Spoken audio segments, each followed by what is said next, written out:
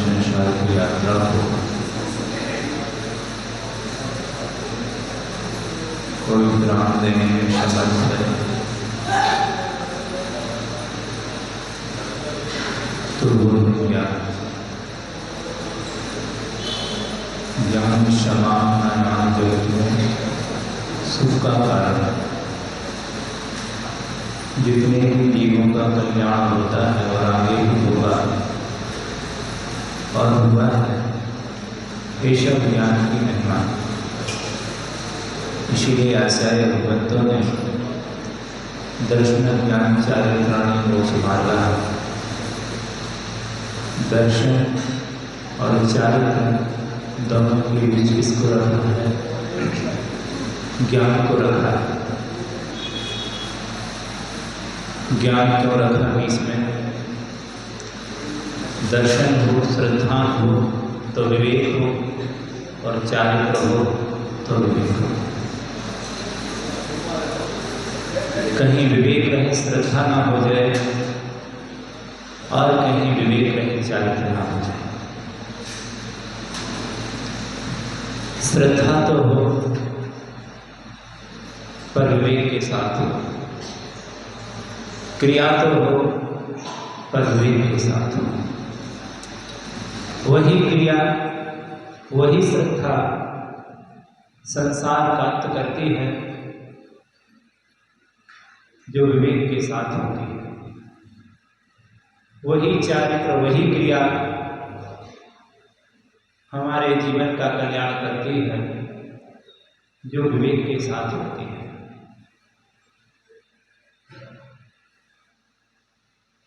अंधश्रद्धा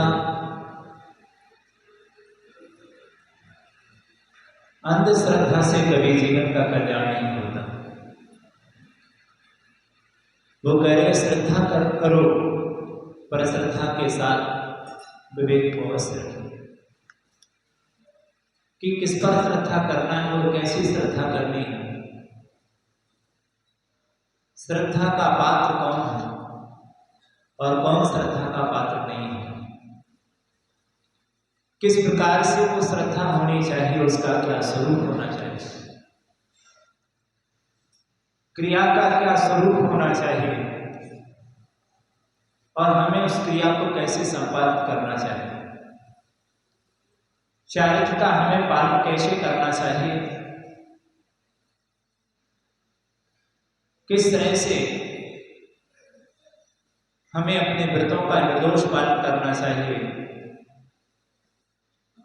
उस चारित्र के पालन करने में हमारा विवेक सदैव प्रधान रहे। परंपरा प्रधान ना हो, विवेक सदा प्रधान रहे।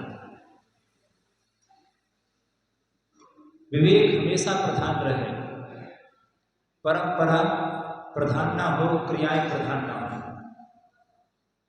उसके साथ विवेक हमेशा रहे। यदि विवेक नहीं होगा तो वो श्रद्धा भी बेकार है और वो चारित्र भी बेकार है, क्योंकि उसके साथ विवेक नहीं है। और कई बार मेरे पास में कई बार श्रद्धा हो गई, कई बार मैंने चारित्र धारण कर लिया, लेकिन ज्ञान का अभाव था। विवेक के अभाव में सब कुछ संसार का ही कारण बन गया। तो आचार्य भगवंत ने हमारे लिए यहाँ पर उस ज्ञान की महिमा का बखान किया है कि श्रद्धान हो और ज्ञान के साथ हो तो सोने में सुहागा। वो श्रद्धा कभी तुम्हें पावर नहीं बनाएगी, वो श्रद्धा तुम्हें परमात्मा ही बनाएगी, क्योंकि उसके साथ विवेक है। मात्र क्रिया करना आता हो पर क्रिया करने की कला नहीं आती हो, विवेक नहीं हो कार्य करने का, तो वो कार्य आपको सफलता नहीं दिलाएगा। आप कितने भी करते रहना उस कार्य को, क्योंकि उस कार्य को करने का आपके पास कला नहीं, उस कार्य को करने के पास आपके पास ढंग नहीं है, तौर तरीका नहीं है। आपने कार्य किया तो सही, लेकिन जो प्रशंसा आपको मिलना चाहिए थी वो प्रशंसा नहीं मिली। जो सफलता आपको 100% उस कार्य को करने से मिलना चाहिए थी वो 100% सफलता नहीं मिलेगी, क्योंकि उसमें क्या नहीं था, विवेक नहीं था। ये मोक्ष मार्ग है, यहां अंधश्रद्धा के लिए कोई स्थान नहीं है।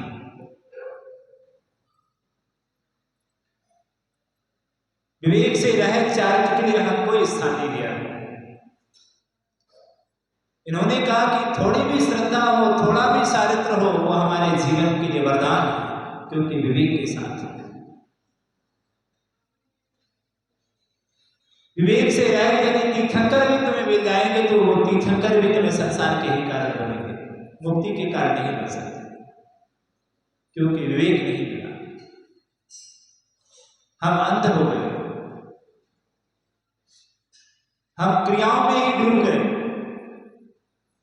वो कह रहे हैं क्रिया तुम्हारे उस लक्ष्य की साधक है, वो लक्ष्य तक पहुंचाने में एक साधक है, वो लक्ष्य नहीं।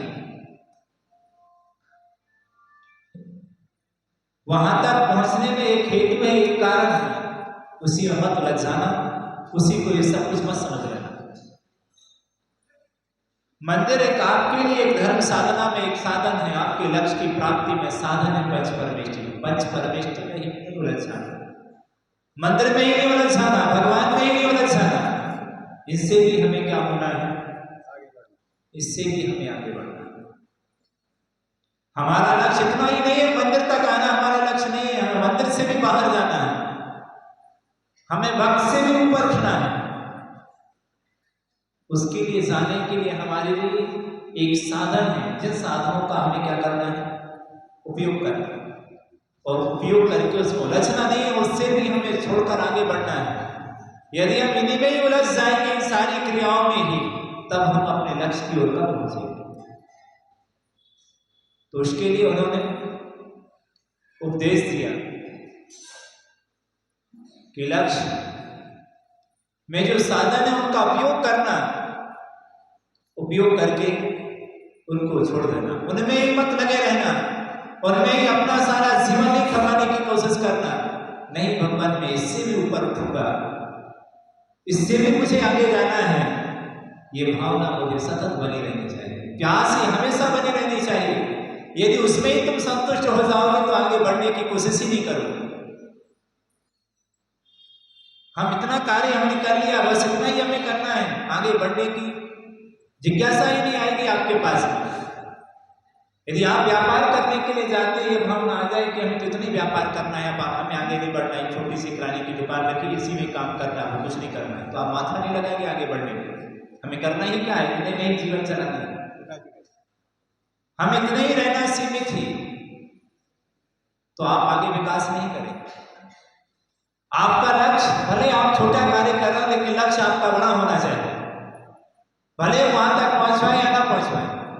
ऐसे परमार्थ में हम भले छोटा कार्य कर रहे हो, लेकिन लक्ष्य हमारा बहुत विराट होना चाहिए कि मुझे मुनि बनना है, मुझे भगवान बनना है, मुझे श्रावक ही नहीं बना रहना है, मुझे घर में ही नहीं रहना है, मुझे पूजा ही नहीं करते रहना है, मुझे पूज्य से पूज्य भी बनना है, पुजारी नहीं बना रहना है, मुझे पूजा ही नहीं करना है, मुझे पूज्य भी बनना है।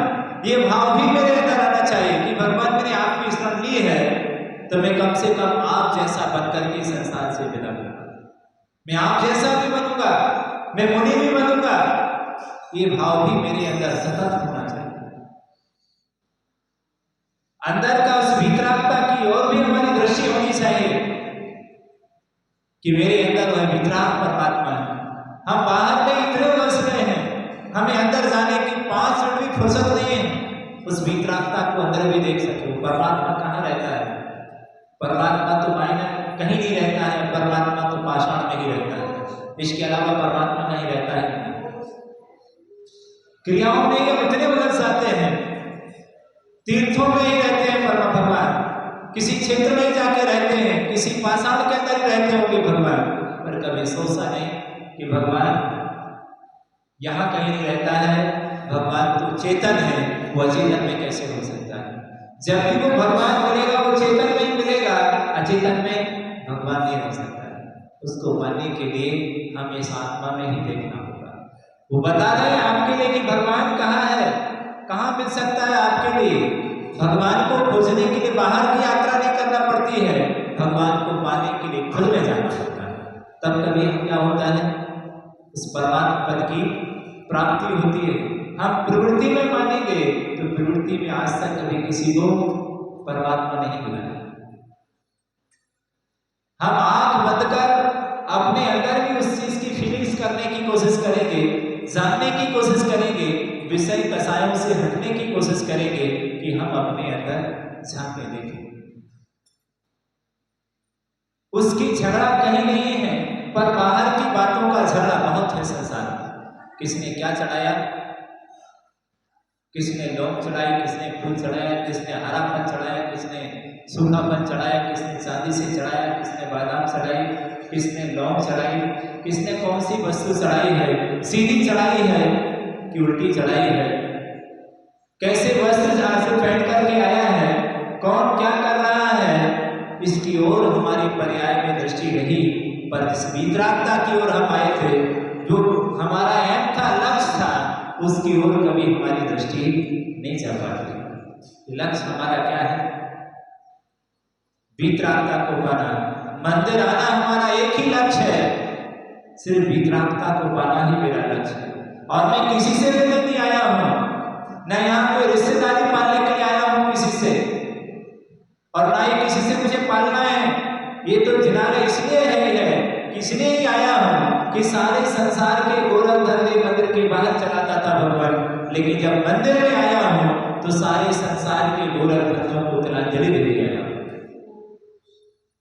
अब संसारिक कोई वार्तालाप नहीं होगी, अब एक ऐसी चर्चा वार्ता हम करेंगे जो मुझे भीतर से तीर्थंकर बने। इसके लिए हम यहाँ पर एकत्रित हुए हैं, इसलिए हम एक साथ यहाँ पर बैठ करके उन भगवान की आराधना कर रहे हैं कि भगवान मेरा लक्ष्य यही है कि आप जैसा बन सको। लक्ष्य पर झगड़ा किसी का नहीं है, लक्ष्य की बात कोई नहीं करता है और अलक्ष्य की बात सारे लोग कर रहे हैं। जबकि महत्वपूर्ण हमारे लिए क्या है? महत्वपूर्ण क्या है? लक्ष्य महत्वपूर्ण। भगवान बनना हमारे लिए महत्वपूर्ण है, भगवान महत्वपूर्ण है। किसने क्या कह दिया, उसने ये कह दिया, उसने ये कह दिया, वो ऐसे कपड़े वस्त्र पहन के आया, वो ऐसे वस्त्र पहन करके आया है, इन्हीं तमाम बातों को वो ऐसा है, वो वैसा है, ये सारे व्यर्थ के बातों में लग करके हम अपना कितना सारा समय इन सब तमाम चीजों में दे देते हैं। पर जिसके लिए हम आए थे उसकी ओर हमारी दृष्टि कितनी जाती है, इस पर हमें विचार करना चाहिए कि जिसकी ओर हम यहाँ पर आए थे, जिस क्रिया में हम लग जाते हैं, हम उसी क्रिया में हम इतने डूब जाते हैं कि वहां से बाहर आने की कोशिश नहीं करते हैं कि हमें इसके बाद ये क्रिया हमें उस लक्ष्य की प्राप्ति के लिए साधन थी, अब हमें उसकी ओर भी दृष्टि देना है। व्यवहार में उलझने वाला इतना व्यवहार में उलझ गया है कि उसे अपना होश ही नहीं कि हम कहाँ हैं, और कोई निश्चय में चला गया है तो इतना अंदर में उतर गया है कि व्यवहार को ही क्या कह रहा है, वो धंसिया बना रहा है, निंदा कर रहा है व्यवहार की। वो निश्चय को ही सब कुछ समझ रहा है, और जो व्यवहार में उतर गया है वो निश्चय को व्यर्थ बता रहा है, पर उसे ये पता ही नहीं है कि निश्चय और व्यवहार क्या है। मात्र व्यवहार में ही उलझने से कार्य की सिद्धि नहीं होगी, पर मात्र निश्चय में जाने से ही कार्य की सिद्धि नहीं होगी। इन दोनों को हमें एक साथ साधना होगा। ना मात्र व्यवहार सब कुछ है और ना मात्र निश्चय ही सब कुछ है।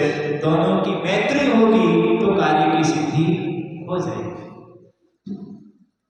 वस्तु ना व्यवहार रूप है और ना ही निश्चय रूप है। वस्तु के साध्य रूप में ये दोनों नए बनाए गए हैं, व्यवहार और निश्चय। लक्ष्य की प्राप्ति में साधन है ये, ना कि वस्तु स्वरूप है। लेकिन स्थिति इतनी भयानक हो गई कि यही धर्म बन गया। मंदिर जाना, कोई पूजन करना, कोई उन्होंने धर्म नहीं कहा कि मंदिर जाना धर्म है, पूजन करना धर्म है, स्वाध्याय सुनना धर्म है। लेकिन धर्म इसलिए कह दिया उन्होंने क्योंकि हमारे परिणामों की निर्मलता में ये सब बातें सहायक होती हैं। इसीलिए उन्होंने इसको क्या कह दिया, पूजन करना धर्म। धर्म क्या है? आत्मा की निर्मल प्रगति का नाम धर्म। क्या कहा उन्होंने? धर्म। अनेक कसायों की मलता का नाम धर्म कहा, परिणामों की निर्मलता का नाम धर्म कहा, मैत्री भाव को उन्होंने धर्म कहा, करुणा दया एक दूसरे के प्रति सहयोग की भावना का नाम क्या है? धर्म है। हे भगवान, किसी का मेरे द्वारा इतना हो जाए, इस भाव का आना, सबके उत्थान का भाव आना, सबके कल्याण का भाव आना, इसका नाम उन्होंने धर्म कहा। करुणा दया मैत्री में सब उद्देश्य कि भगवान मेरा किसी से वैरभाव नहीं है, सबके प्रति क्षमा भाव आना, इसको उन्होंने धर्म कहा।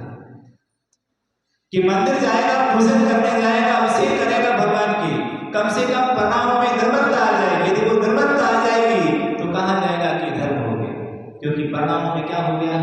व्यग्रता नहीं रही, परिणामों में ममता आ गई। मंदिर जाने से कसायों में ममता आती है, मंदिर जाने से व्यग्रता समाप्त होती है, मंदिर जाने से चंचलता खत्म होती है, मंदिर जाने से अच्छी सोच बनती है, मंदिर जाने से अच्छे विचार आते हैं। और मंदिर जाने के बाद भी सब कुछ नहीं आया तो अभी मंदिर जाना प्रारंभ नहीं हुआ, अभी धर्म शुरू नहीं हुआ, क्योंकि तुम तो बहुत दूर, क्योंकि अभी तो मंदिर की भूमिका ही नहीं बनी समय दर्शन की। और जब तक भूमिका नहीं बनेगी, जब तक संरक्षण कहां से हो जाएगा, जीवन में धर्म कहां से हो जाएगा? पहले बात तो बनो मंदिर जाने, मंदिर जाने की बात उन्होंने कही कि कौन मंदिर जा सकता है, उसकी बात देखिए। मंदिर जाने के लिए, जय दर्शन की आराधना करने के लिए बात उन्होंने अष्टपूर्ण पहले रख दी। यानी आपके विचारों को कौन विकृति पैदा कर सकता है? अवक्ष भोजन आपके विचारों को विकृति पैदा कर सकता है, आपकी मानसिकता खराब कर सकता है। तो उन्होंने कहा कि धर्म कहां टिकेगा? जहां विचारों की पवित्रता। अहिंसा क्या है? विचारों की पवित्रता। तो विचारों की पवित्रता खंडित हो जाएगी अवक्ष खाने से। तो उन्होंने कहा कि 3 मकान का क्या करो, आपके भोजन पर लगाम रखी उन्होंने।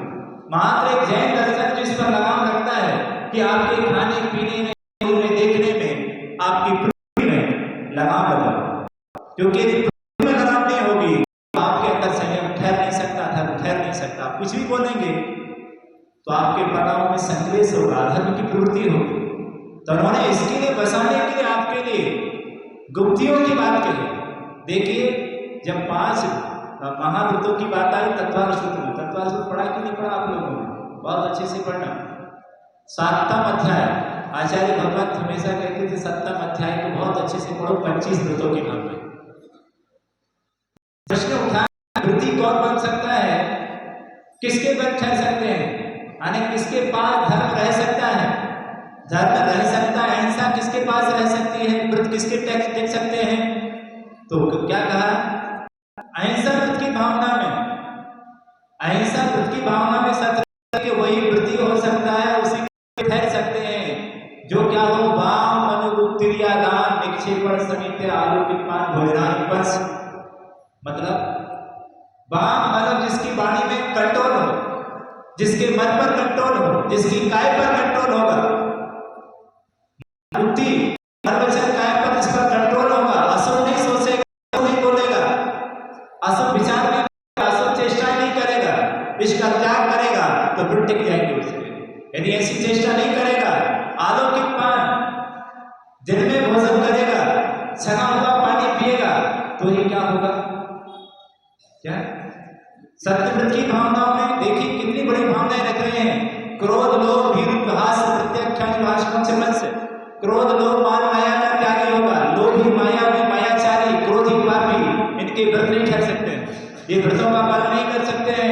क्योंकि इनके पास कसाई की इतनी तीव्रता है कि इनके पास धर्म टिक नहीं सकता।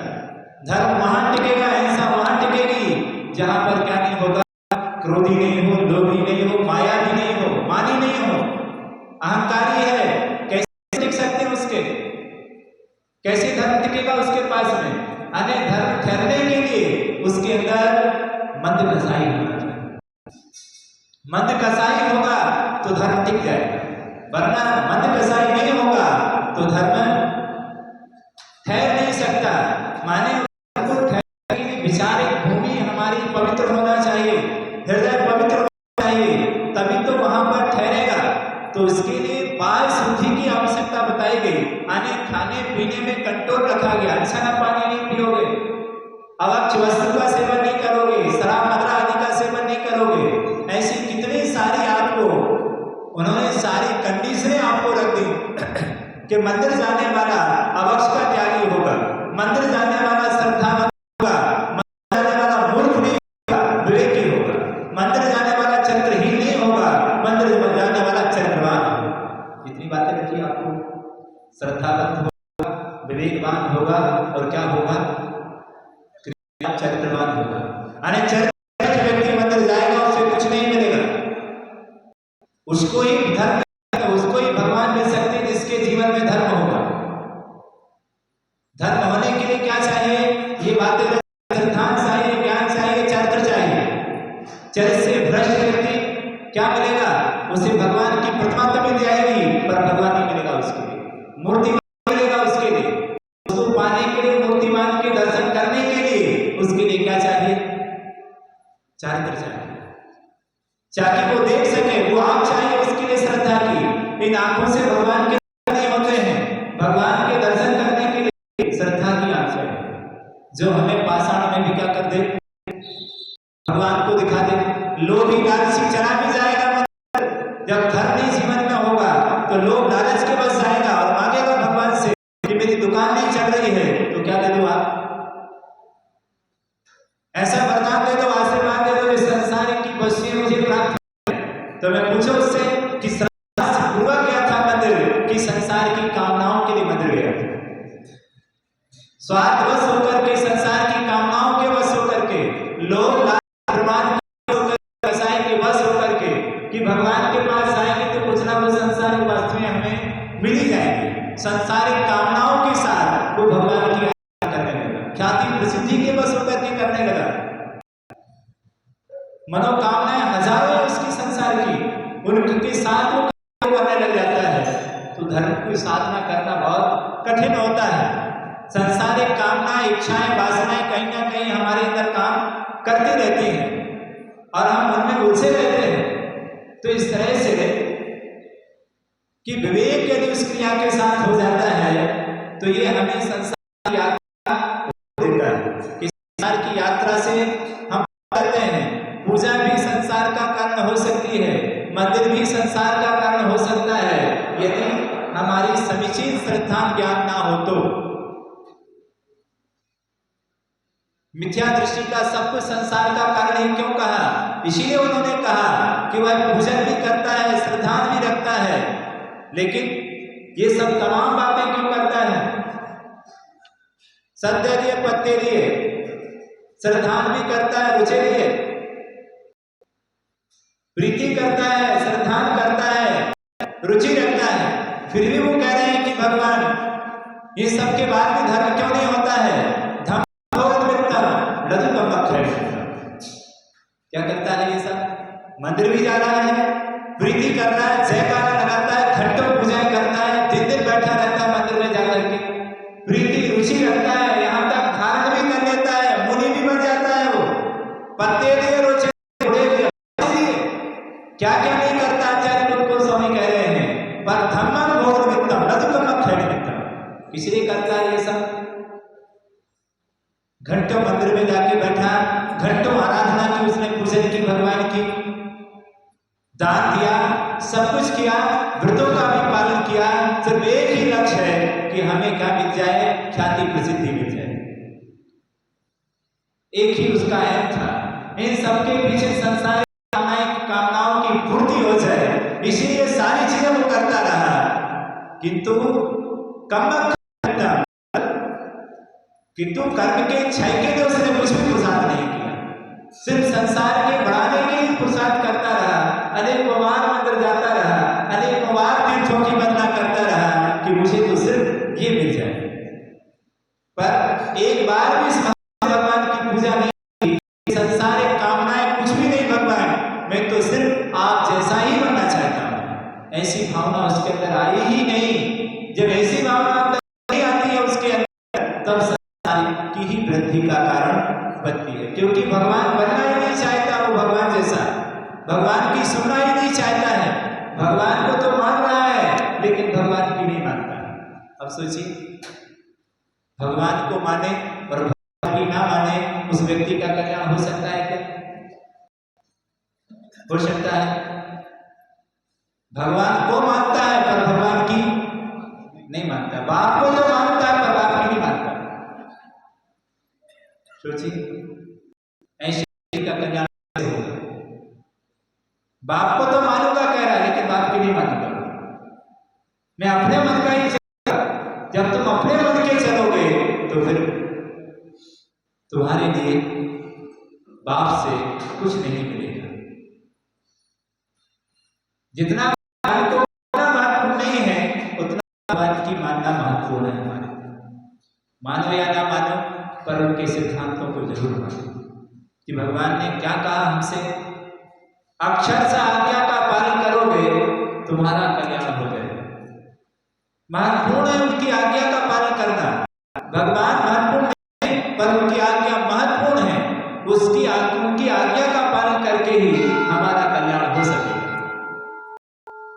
ऐसे हम बाहर रहे हमारा कल्याण संभव नहीं है। उसके लिए उपदेश हमेशा दिया कि विवेक हमेशा होना चाहिए। विवेक की सबसे बड़ी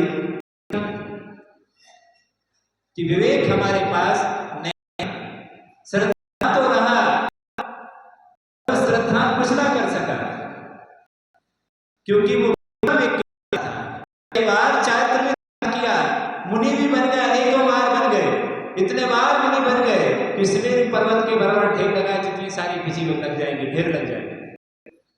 पर जब मुनि इतने बार बन गए होंगे तो ऐसी पूजाएं तुमने कितने बार कर ली होंगी? सोचिए, जब मुनि इतने बार करते हो तो फिर ऐसे श्रावक कितने बार बैठ गए होंगे, यहाँ पर आके पूजा कर ली होगी। ये कोई नई बात नहीं है, पहली बार हम यहाँ पर नहीं आए भगवान की पूजा करने के लिए। अनेकों बार आ गए होंगे, अनेकों बार जयकारा लगाई होगी, अनेकों बार भीड़ में सम्मिलित हो गए। भीड़ में सम्मिलित होना बहुत बड़ी बात नहीं है, पर धर्म को समझ लेना बहुत बड़ी बात है। अनंत काल से ये समझा ही नहीं कि हम यहाँ क्यों आए।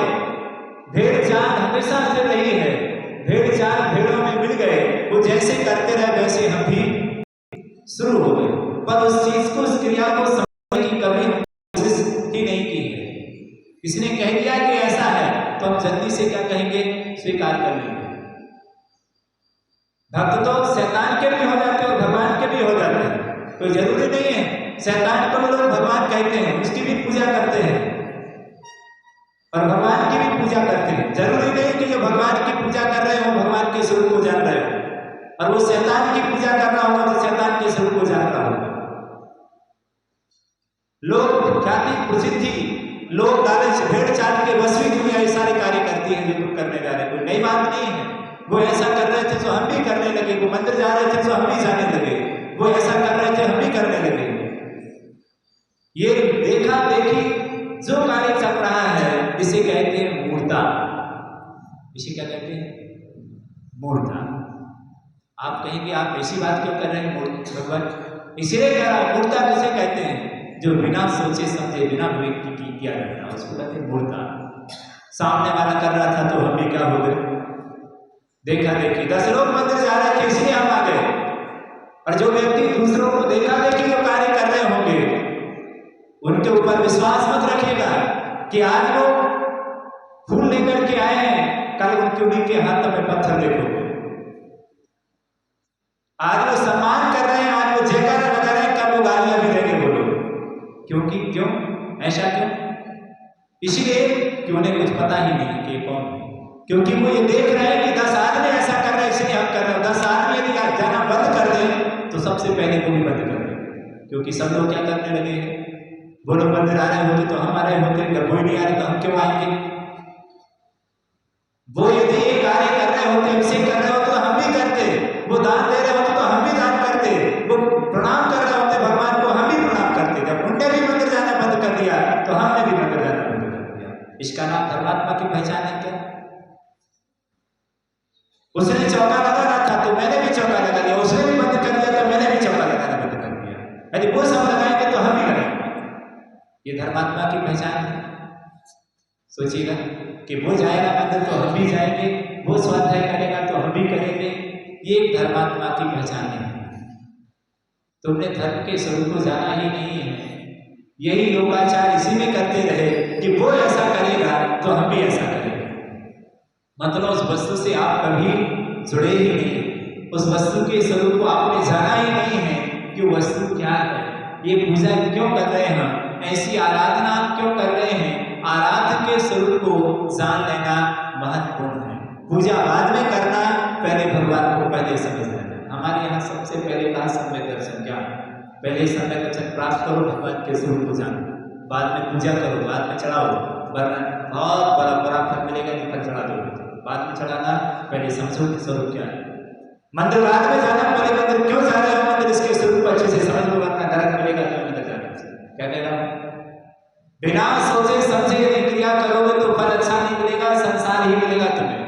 तुम क्या चाहते हो, क्यों जाना चाहते हो मंदिर, क्यों पूजा करना चाहते हो? पूजा करने से पहले, मंदिर जाने से पहले उसका स्वरूप पहले समझिए। अभिषेक हाथ में कलश लेने से पहले अभिषेक समझ लेना, अभिषेक का स्वरूप समझ लेना, बाद में अभिषेक कर लेना।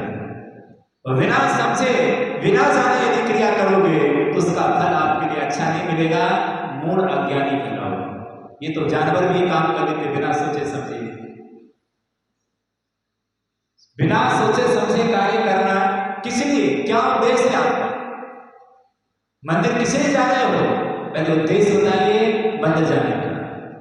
और जो उद्देश्य है, विद्यालय जाना महत्वपूर्ण नहीं है, विद्यालय जाने का उद्देश्य महत्वपूर्ण है कि विद्यालय क्यों जा रहे हो, उद्देश्य क्या है तुम्हारा विद्यालय जाना। स्कूल विद्यार्थी को भेजा है आपने, उसका उद्देश्य क्या है स्कूल जाने का? उसे हमेशा बोध रहना चाहिए कि मैं स्कूल क्यों जा रहा हूं, क्यों जा रहे हो स्कूल। आप दुकान पर जाते हो, क्या उद्देश्य है दुकान जाने का आपका? मैं तो जा रहा हूं। अरे क्यों जा रहे हो? कोई उद्देश्य तो होगा दुकान जाने का। क्या इसलिए दुकान जा रहे हैं? मैं भोजन बना रहा हूं, भोजन क्यों बना रहे हो, क्या उद्देश्य है आपके भोजन बनाने का? कुछ तो होगा कि हम क्यों भोजन बना रहे हैं, क्यों तैयारी कर रहे हैं। जिस क्रिया को कर रहे हो उसका क्या उद्देश्य है आपका? यदि ऐसा नहीं है, इसी का नाम तो मूर्खता है, इसी का नाम तो अज्ञान है कि इस क्रिया को हम कभी किस उद्देश्य से की गई क्रिया है आपके लिए। कितना बड़ा लक्ष्य है आपका मंदिर आने का? कभी सोचा कि मुझे मंदिर क्यों भेजा? मंदिर महत्वपूर्ण नहीं है, मंदिर के पीछे जो लक्ष्य है वो बहुत महत्वपूर्ण है, उस पर हम उस बिंदु पर ध्यान देना है। साधु बनना महत्वपूर्ण नहीं है, साधु बनने का जो उद्देश्य है वो महत्वपूर्ण है। साधु तो कोई भी बन जाएगा, लेकिन जिस उद्देश्य से साधु बना है उस उद्देश्य की अनुकूल प्रवृत्ति करना बहुत कठिन है। उस उद्देश्य को हमेशा बनाए रखना बहुत कठिन होता है कि हमारा उद्देश्य है पंचेंद्रिय के विषय व्यवसायों से बचकर हमारे भूतों का निर्दोष मन करना। हमारा लक्ष्य है मोक्ष जाना। हमें संसार से बचना है, संसार के राग देश के निमित्तों से बचना है। मंदिर जाने वाले का उद्देश्य है, पूजन करने वाले का उद्देश्य है कि विषय व्यवसाय बचनार्थम ध्यान बचे। मैं किस लिए मंदिर जा रहा हूं, किस लिए पूजा कर रहा हूं कि भगवान संसार के विषय कसायों से, पंचेंद्रिय के विषयों से मैं बच नहीं सकता। बाहर बहुत प्रचुर मात्रा है। मैं घर पर पूजन करता तो दुनिया के राग देश की कथा कहानियां सुनना पड़ती। इसलिए संसार के राग द्वेष विषय कसाय से बचने के लिए मैं कहाँ आया हूं? आपके श्री चरणों में आया हूं। वो पाप का स्थान था, मैं पाप का स्थान छोड़कर और पुण्य के स्थान पर आया हूं कि इससे पवित्र स्थान शायद संसार में दूसरा नहीं होगा। पापों से बचने के लिए, व्यर्थ की संसार की भी कथाओं से बचने के लिए मैं कहां पर आया हूं? कहां पर आया हूं? मंदिर में आया हूं, क्योंकि मेरा लक्ष्य धर्म करना है। क्या? चाहे वो पूजन से प्रणाम विशुद्ध हो, चाहे वो स्वाध्याय से प्रणाम विशुद्ध हो, चाहे वो अभिषेक करने से प्रणाम विशुद्ध हो, चाहे माला से हो, मेरा लक्ष्य क्या है? धर्म ध्यान करना मेरा लक्ष्य है। मैं उसके लिए यहां पर आया हूं। पानी से प्यास बुझाना मेरा लक्ष्य है, ना कि ये लक्ष्य है कि सोने के बर्तन से पानी पीऊं, कि चांदी के बर्तन से पानी पीऊं, कि लोहे के बर्तन से पानी पीऊं या मिट्टी के बर्तन से। मुझे इससे नहीं है। तो लक्ष्य क्या है? पानी मिलना चाहिए, मेरी प्यास बुझना चाहिए। पात्र कई प्रकार के हो सकते हैं, पर सबका उद्देश्य क्या है? प्यास बुझाना। धर्म ध्यान के कई प्रकार के साधन हो सकते हैं। एक भगवान की माला फेर रहा है, एक भगवान की पूजा कर रहा है, एक भगवान का स्तोत्र पढ़ रहा है, एक गणगोपाल मंत्र का पाठ कर रहा है, एक माला फेर रहा है, एक तत्व चिंतन कर रहा है। ये सारे के सारे लोग क्या कर रहे हैं? क्या कर रहे हैं? धर्म ध्यान करना मेरा लक्ष्य है। एक स्वाध्याय सुन रहा है। मेरा सारे लोगों का लक्ष्य एक ही है कि हमें क्या करना है? धर्म ध्यान करना है। जितने देर हम सिखाने में रहेंगे उतने देर हम विषय कसाय से अपने आप को बचाएंगे। ये मेरा लक्ष्य है। और यदि हमने मंदिर को ही घर बना दिया, वही राग द्वेष का स्थान बना दिया और वही राग द्वेष के प्रपंच में पड़ गए तो क्या होगा? बाहर की गंदगी यदि मंदिर में लेके आ गए तो वो गंदगी हमारे जीवन को अभिशाप हो जाएगी। बाहर में पाप करते इतना आश्रव नहीं होता जितना आश्रव आपको कहां हो गया? कहां पर हो गया? मंदिर में वरदान बना कि अभिशाप बना। क्या बन गया? यदि नहीं आती तो अच्छा था।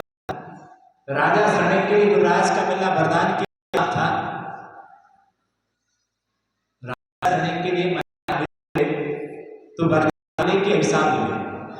मंगल हुआ कि अमंगल हुआ उस राजा शरण का? अमंगल हो गया, अभिशाप हो गया साधु का मिलना, क्योंकि साधु को देखकर उसके प्रणाम बिगड़ गए। इतने भयानक प्रणाम बिगड़ गए कि प्रतिशोध की भावना से मरा हुआ सर्प क्या कर दिया? सर्प मारा नहीं था उसने, क्या किया था? मरा हुआ डाला था। सोचिए, एक सर्प के डाल देने से क्या हो गया? 70 वर्ष की आयु का बंद हो गया।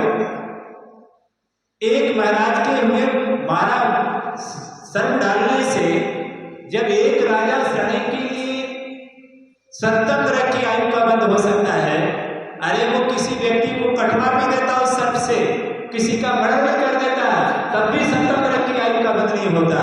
लेकिन एक युवराज पर जरा सा सर्प डाल देने से क्या हो गया? 70 वर्ष की आयु का बंद हो गया। क्यों? क्यों हो गया? क्या? अरे महाराज के दर्शन करने से तो तीर्थंकर जैसी प्रकृति का बंद होता है, मुनियों के दर्शन करने से मंगल ही होता है, अमंगल नहीं होता कभी किसी का। साहु मंगलम हम रोज पढ़ते हैं कि साधु तो मंगल है, पर उसके जीवन में मंगल नहीं होकर दंगल कैसे बन गए? अमंगल कैसे होगा उसके जीवन के? साधु तो मंगल ही होते हैं। साधु का दर्शन तो पुण्य का ही कारण होता है, पर साधु का दर्शन नरक का कारण कैसे बन गया?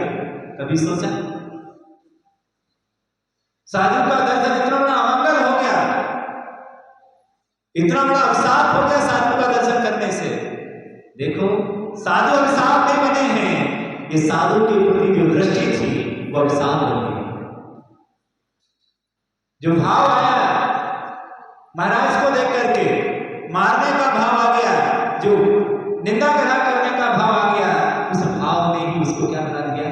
काश महाराज नहीं मिलते तो 70 वर्ष की आयु का बंद नहीं होता। महाराज के ऊपर अवसर करने से, महाराज के ऊपर बुरी भावना से देखने से इस प्रकार का परिणाम का बंद हो गया। महाराज के साथ वहां बैठकर अपराध करने से महाराज के ऊपर, वो धर्मायतन है, उनसे तो पुण्य का संचय कर सकते हो, पर उनको देखकर तुमने अपने परिणाम बिगाड़े हैं, तो अब तुम्हें कहां जाओगे? क्या मिलेगा तुम्हें? नरक मिलेगा तुम्हारे। अमंगल हो गया। बहुत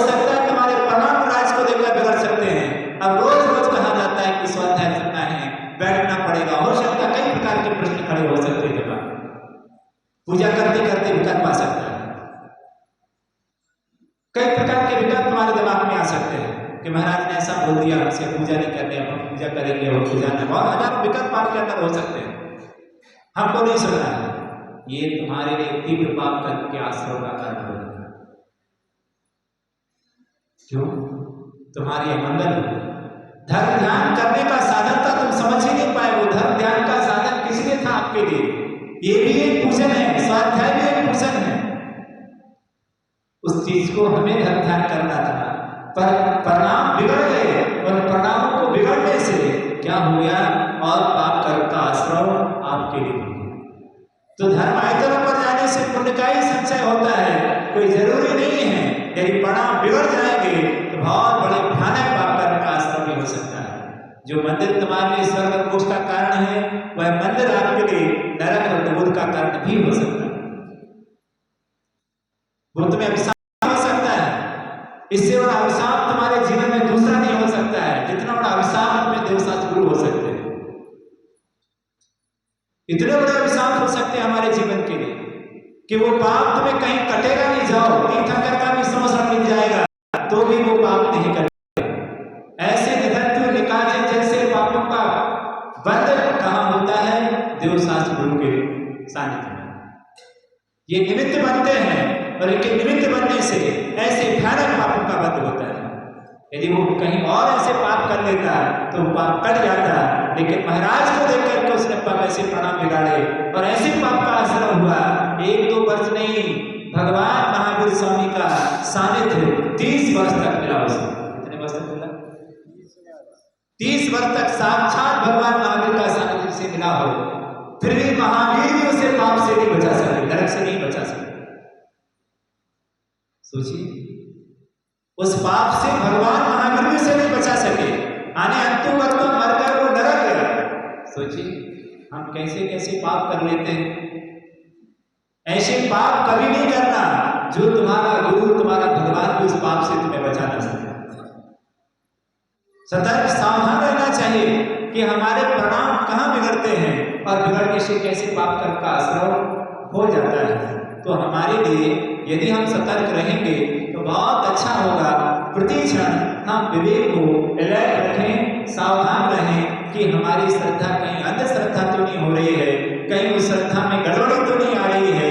हम बार बार चिंतन करें और समीचीन बनाने की कोशिश करें। विवेक हमेशा रखें कि हम जिस क्रिया को करने जा रहे हैं उसका उद्देश्य क्या है। उस उद्देश्य की ओर हमारी दृष्टि हमेशा होनी चाहिए कि हमारा एक ही लक्ष्य है, मंदिर आना, विषय कषायों से बचना, संसारिक पाप की क्रियाओं से बचना। एक मेरा यही उद्देश्य है, आत्म कल्याण करना मेरा एक उद्देश्य है। इसके अलावा संसार का कोई उद्देश्य मेरा नहीं होना चाहिए। यही उद्देश्य हम सबके जीवन का कल्याण करेगा। इसलिए सबके लिए पवित्र भावनाओं से उन पूजाओं में, उस अर्चाओं में सामूहिक रूप से भाग लेकर के और धर्म की प्रभावना में हमें आगे आना चाहिए। इसी भावना के साथ बोले हिंसा पर धर्म की जावाणी के ज्ञान से लोका